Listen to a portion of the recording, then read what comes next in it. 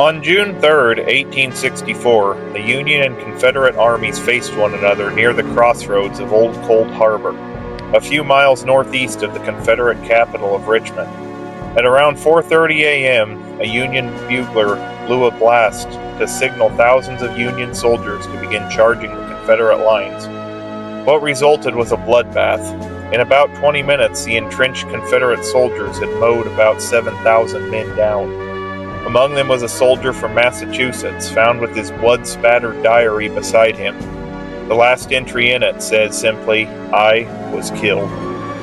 On July 31, 1943, on New Georgia in the Solomon Islands, Ohio soldier Sergeant Roger Young, who had requested a demotion to private due to his hearing and vision loss, and his platoon faced a brutal ambush from merciless Japanese soldiers.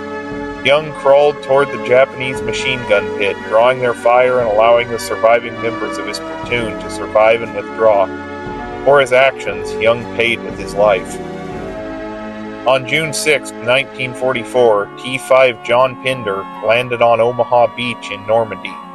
Tasked with carrying a radio, he was wounded while struggling toward the beach in waist-deep water. Nevertheless, he made it to shore, carrying the critically important radio. Despite his wounds, he continued to try to establish radio communication, during which time he was hit again and mortally wounded.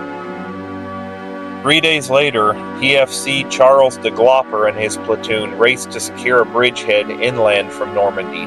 De Glopper offered to cover his platoon's withdrawal by concentrating fire at the enemy, thus drawing their fire and allowing his unit to escape. They did, but he was cut down, yet continued to fire his weapon until his last breath.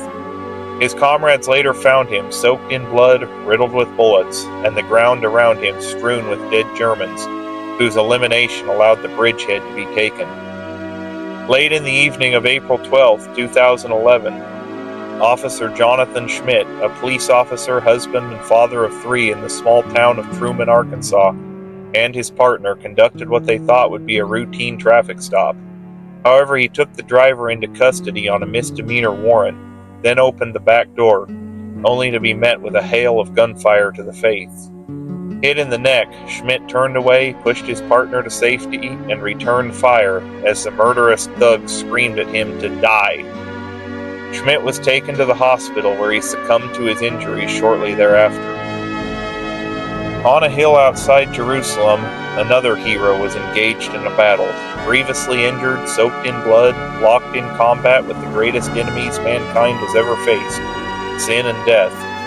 Overcoming them required desperate action, namely hanging on a cross and dying in agony. In this fight, he too was mortally wounded, but he won a resounding victory. Of course, the sacrifice of Jesus Christ is incomparable in all of human history. As heroic as the warriors who have died heroically on the fields of battle for our country are, they will never compare to that. Nevertheless, it was this same Jesus who hours before his heroic death said, "Greater love has no man than this, to lay down one's life for one's friends." He would know. He was about to do it. And so too did every soldier and first responder who has been killed in the line of duty to protect Americans. We owe them a debt of gratitude we can never repay, just as all of mankind owes the Savior who died, albeit temporarily, in the battle against sin and death. This Memorial Day, amid the barbecues and beach parties, let's remember that, as has been said, our day at the beach was earned by men like Pinder and de Glopper, who also had to spend a day at the beach under quite different circumstances. They died fighting the enemies of freedom for friends they knew and for millions they would never know, so that we Americans would remain free to this day.